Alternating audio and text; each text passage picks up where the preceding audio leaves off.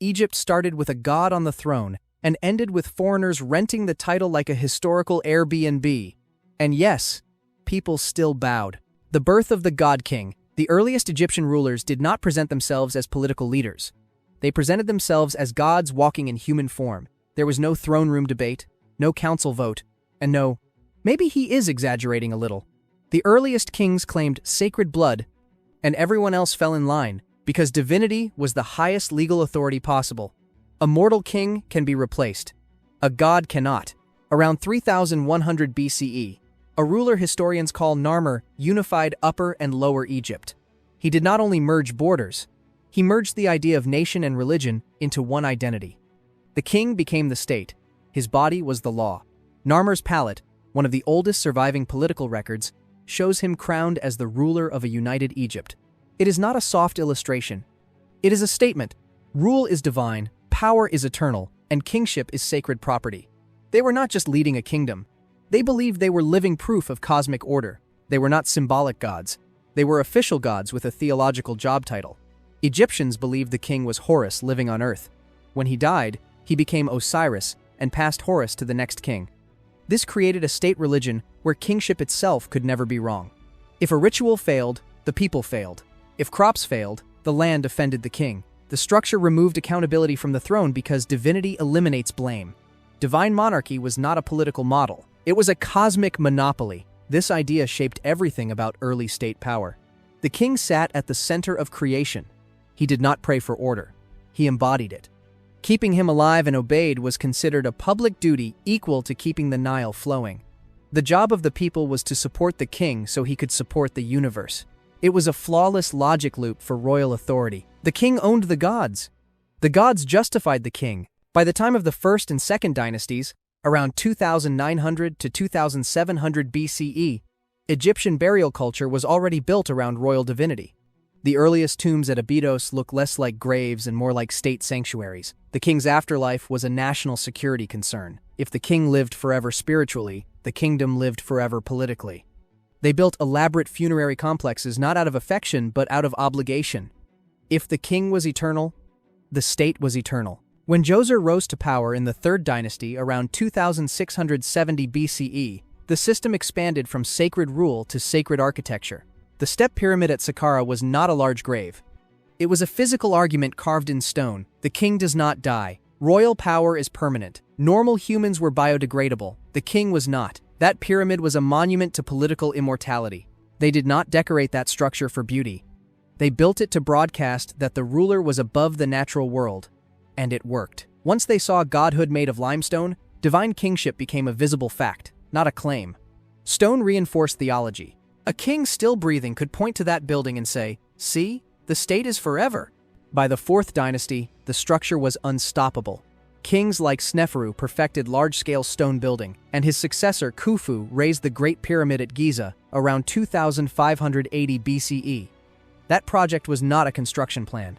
It was a political billboard that said, "Divine authority is too big to fail." When something measures more than 2 million stone blocks, weighs over 6 million tons, and still stands 4,500 years later, people do not argue with the throne.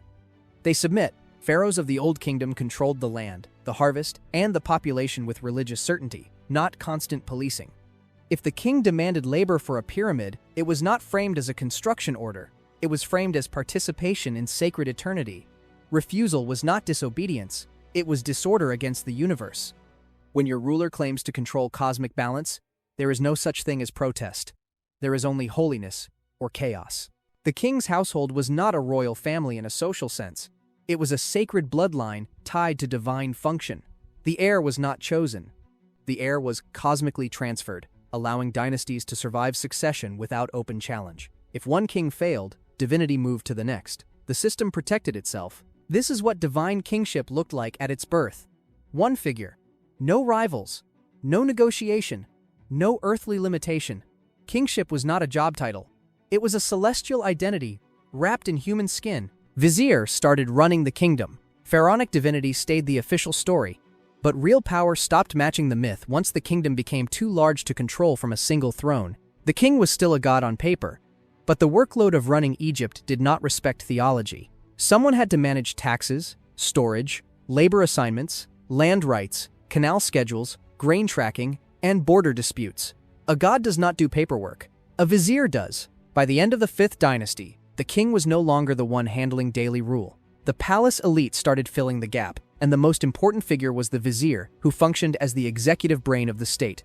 They were not advisors, they were the operating system. The pharaoh issued cosmic authority. The vizier issued everything else. The more complex the state became, the more the crown depended on administration. The man who controlled records soon controlled reality. This did not happen overnight. It crept in through necessity. Egypt ran on irrigation cycles. If the planning was wrong, famine followed. When the Nile flooded irregularly, the king was not the person measuring grain loss or distributing emergency stock. The vizier decided who lived comfortably and who starved. Authority started leaving the throne quietly through accounting. By the 6th dynasty, the king was still worshipped, but the vizier was obeyed. Pepi II, who ruled for roughly 90 years, is one of the longest reigning monarchs in all recorded history. Longevity should imply stability, but instead, it weakened the throne. One old ruler meant decades of static leadership, while local elites developed independent power bases. Nobles began collecting wealth inside their home provinces. The king could not rule everywhere at once. The vizier became the gatekeeper of royal access, filtering which problems reached the throne and which were handled locally.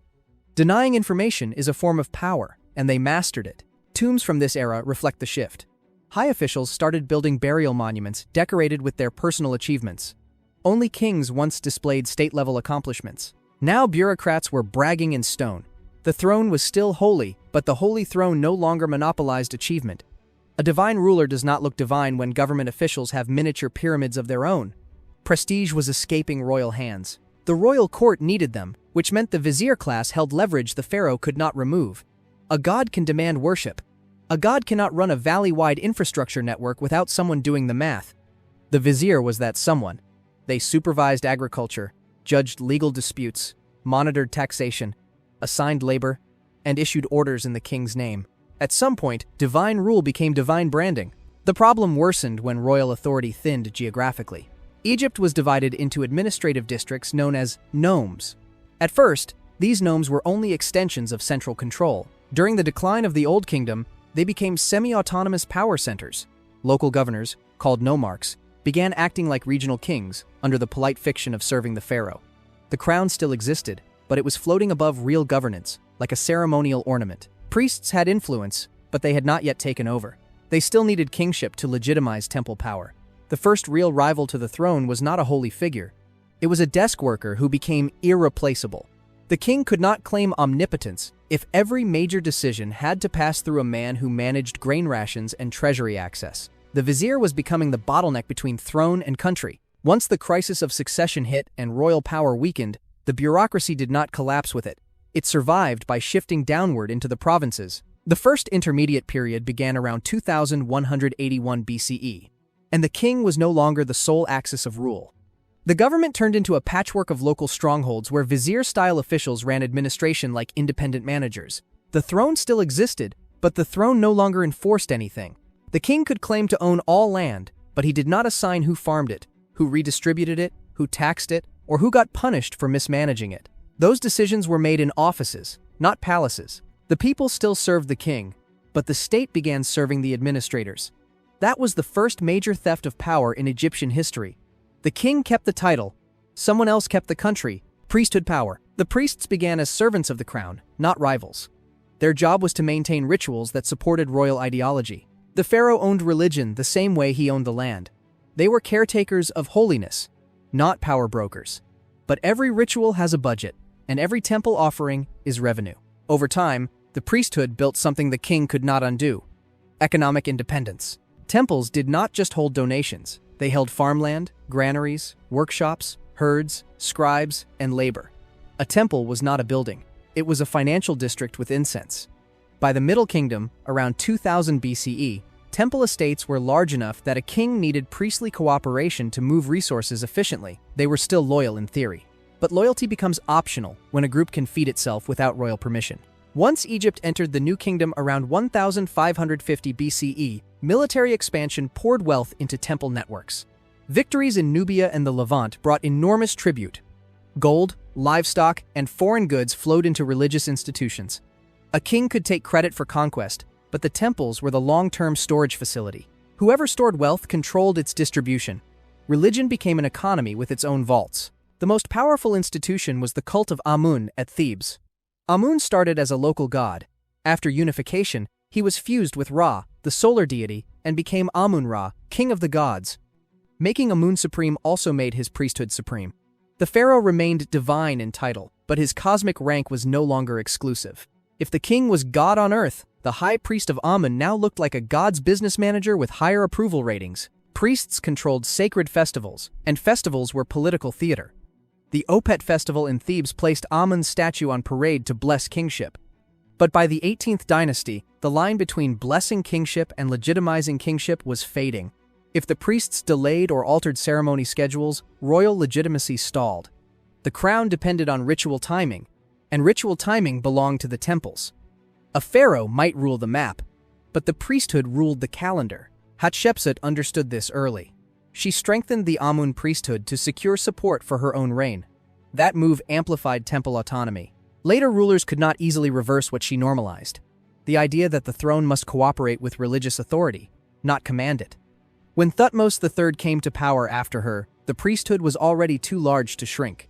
The king still fronted the state, but the temple payroll rivaled it. The tension became obvious during the reign of Amenhotep III and his son Akhenaten. The priesthood of Amun grew so rich that they acted like a parallel government.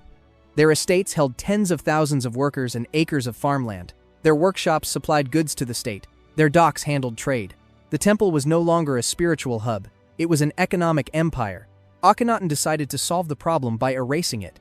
He shut down Amun temples, built a new capital at Akhetaten, and forced worship of Aten, the solar disk. This was not spiritual reform. This was a state seizure. He was stripping priests of their revenue stream and collapsing their infrastructure. Removing Amun was the quickest way to remove priestly leverage. It worked while he lived, but his reform collapsed immediately after his death because his replacement did not have the will or capital to uphold it.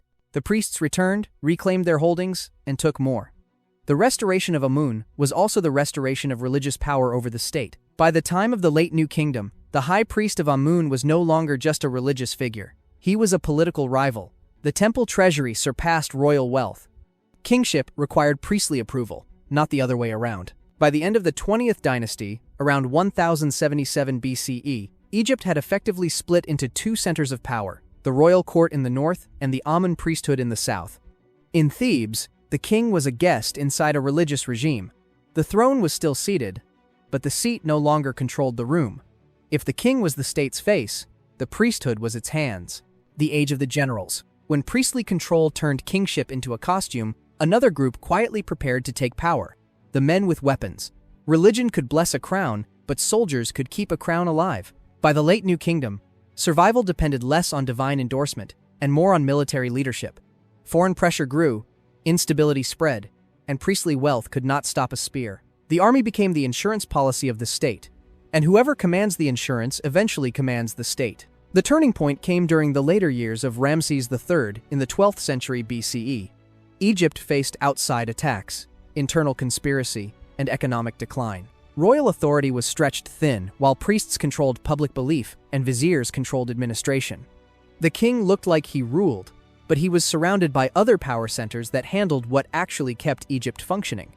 That vacuum forced generals to become decision-makers instead of enforcers. When central control weakened further after the death of Ramses XI, around 1077 BCE, the country effectively split.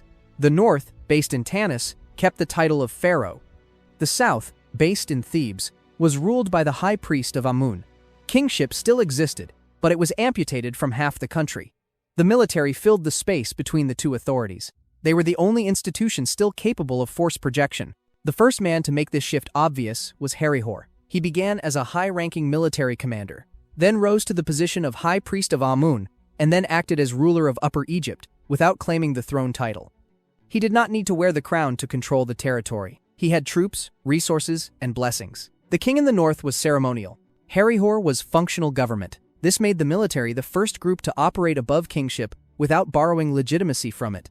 The priests relied on ritual to justify power. The generals relied on readiness. Religion allowed the state to claim eternity. The army allowed the state to remain alive long enough to use eternity. When enemies appeared, theology did not matter. Steel decided the outcome. As collapse deepened, military rulers emerged across Egypt's regions. This set the stage for Libyan warlords to become pharaohs themselves. These were not foreign invaders in the moment of takeover. They had already been living in Egypt as hired soldiers and commanders serving in Egyptian forces. Military service gave them local power, property, and networks. When dynastic weakness peaked, they simply moved upward. The most famous was Shoshenq, the first of the 22nd dynasty, who ruled in the 10th century BCE. He was a Libyan commander who converted battlefield authority into royal authority. He did not rise because of sacred birth or priestly endorsement. He rose because he could hold territory and enforce obedience. This was the first dynasty built on armed legitimacy instead of theological legitimacy. The throne became a military prize. The army also controlled loyalty through land allocation. Soldiers were rewarded with estates, which meant a king without military approval had no access to reliable manpower. When soldiers own land, they own leverage. And when commanders speak for soldiers, commanders speak for the future of the throne. A weak king could be tolerated. A weak commander could not. The third intermediate period, roughly 1069 to 664 BCE, is defined by this pattern. Regional autonomy enforced by generals instead of central kings. Some wore the crown. Some did not bother. The pharaoh was still shown in temple carvings, but the man commanded in those carvings no longer matched the one commanding the country. Kings started as gods. Viziers turned them into ceremonial managers. Priests turned them into dependent figureheads. The military turned them into accessories. By the time the generals ruled, kingship was no longer the heart of the state. It was the prize you wore after taking control by strength. When Egypt stopped owning its pharaohs, the final stage of Egyptian power was not a transfer inside the country. It was the moment when Egypt stopped ruling itself. Kingship survived as a costume long after the authority beneath it was gone. The throne still existed, but foreigners owned the chair. The title pharaoh became a souvenir of sovereignty rather than sovereignty itself. The process began before the conquest. Once generals took control, the kingdom stopped acting like a united state and started acting like a series of territories waiting to be claimed. A foreign empire does not need to break a unified state. It only needs to absorb pieces one at a time. Egypt had already softened itself by splitting its authority across temples and armies. When outsiders arrived, they found a crown without an engine. The first major wave of foreign rule came from the Assyrians in the 7th century BCE. The Assyrian Empire did not pretend to respect Egyptian kingship. They defeated local rulers and installed their own authority because military power was the only credential that mattered. Egypt was not conquered once. It was conquered repeatedly because its own institutions could no longer defend independence. Kings were still crowned, but they ruled at the convenience of another empire. After the Assyrians, control shifted to the Persians. Cambyses II conquered Egypt in 525 BCE and folded it into the Achaemenid Empire as a satrapy. A satrap was a provincial governor loyal to Persia, not Egypt. This was the first time the throne was openly replaced with a foreign administrative office. The pharaoh title still appeared in ceremonies, but the policy decisions were made elsewhere. The Persians did not abolish the image of Egypt, they simply absorbed it. Egypt briefly regained native rule under the 26th dynasty, Site dynasty, but restitution was not recovery. They regained the appearance of autonomy rather than structural independence. Local kings ruled domestically, but foreign pressure shaped all strategy. When the empire around you is stronger than the state within you, sovereignty is a temporary pause, not a restoration. True foreign permanence arrived with Alexander the Great in 332 BCE. He did not invade to destroy Egyptian kingship. He invaded to inherit it. The fastest way to legitimize control was to appear as the next divine ruler. Alexander was crowned as pharaoh because it was useful branding. He did not need the ideology. He used it.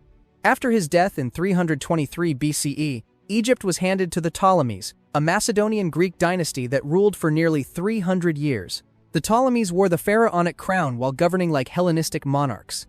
This was not Egyptian kingship revived. It was Egyptian kingship appropriated. They adopted temple rituals because ritual optics were cheaper than building native legitimacy. Greek rulers used Egyptian religion the way previous kings used theology, as a political shield. The last ruler of this line was Cleopatra VII. She was Macedonian by ancestry, not Egyptian. She spoke Egyptian because she wanted support, not because she belonged to the royal bloodline of the Old Kingdom. Her reign ended in 30 BCE after defeat at the Battle of Actium. When Rome absorbed Egypt under Octavian, Augustus, the country transitioned from foreign kingship to foreign province. This was the final step. Egypt no longer even pretended to choose its pharaoh. Rome turned kingship into paperwork. Power left the palace when bureaucracy took control of function. It left the faith when priests controlled legitimacy. It left the soil when generals controlled force. The last transfer was simple. Once all internal pillars of power belonged to someone else, outsiders did not need to conquer a king. They only needed to claim the costume.